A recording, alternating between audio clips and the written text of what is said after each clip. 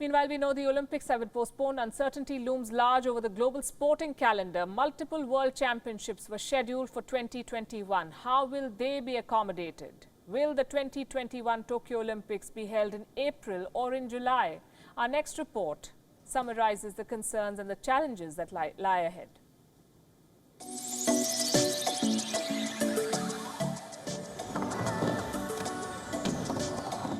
Hello World. Meet Sky Brown. She is 11 and would have just turned 12 when the 2020 Olympics got underway in Tokyo. No, she wasn't traveling with her parents to Japan to watch the games.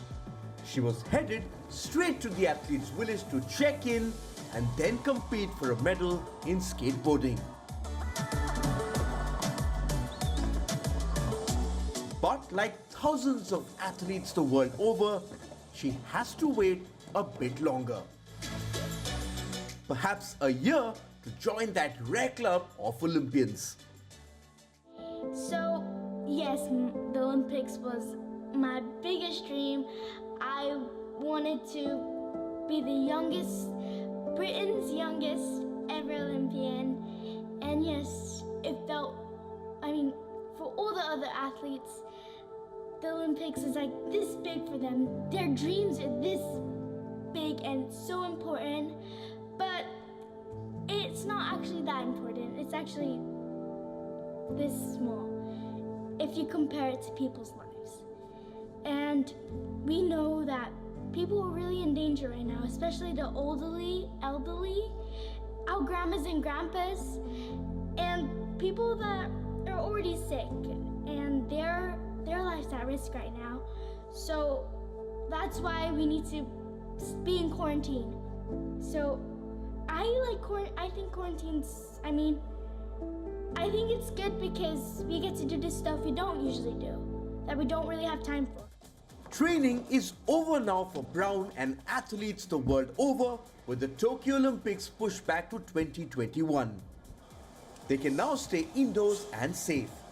But the period of uncertainty that has surrounded world sport for the last 2 months continues to persist. Calling off the Olympics in the face of a global health emergency was easy. Finding solutions is proving to be tough. The cost of postponement is pegged at anywhere between $2.7 billion to nearly $6 billion. The International Olympic Committee has not ruled out holding the Games in spring next year. And the global sporting calendar is set for a massive shake-up, willingly or unwillingly. We will need to be clear about when those games are planned to be reenacted, and that's probably conversations that will be are certainly taking place over the next few days. And our sport, of course, has the added challenge of a world championship next year. I know our headquarter teams have already been in contact with the Oregon Organizing Committee. So this is the knock-on effect. So we need to be clear and careful and respectful, but there will need to be flexibility, but it will have to be done in a way that doesn't seriously damage the international federations as well. The decimation of the global sporting calendar and lockdowns in most parts of the world have thrown up another unique problem.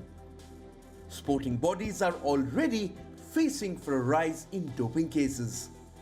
The math is simple. With hardly any random drug testing going on, the temptation to cheat is very much there.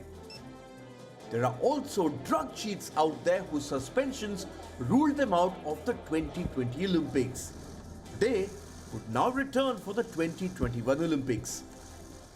A couple of weeks doesn't bother me a whole lot because I think we can catch up and find and detect if someone does attempt to exploit that opportunity. That starts dragging on 3, 4, 5, 6 weeks, then it becomes a different question. And we're going to have to do a lot to ensure once things do reopen that testing is robust and in sufficient volume to ensure that if anyone did try to take advantage of this sort of reduced time period, that they can't get away with it. The flip-flop over Russian participation too could end ahead of the rescheduled Olympics. The Russians have been banned from all major sporting events till 2023 for manipulation of doping data. But an appeal is pending at the Court of Arbitration for Sport. That appeal was always going to be a distraction for WADA and the IOC. But there is a belief that the state-sponsored doping saga will finally see an end, having dominated sporting headlines since 2015. Sports Bureau, WION World is One.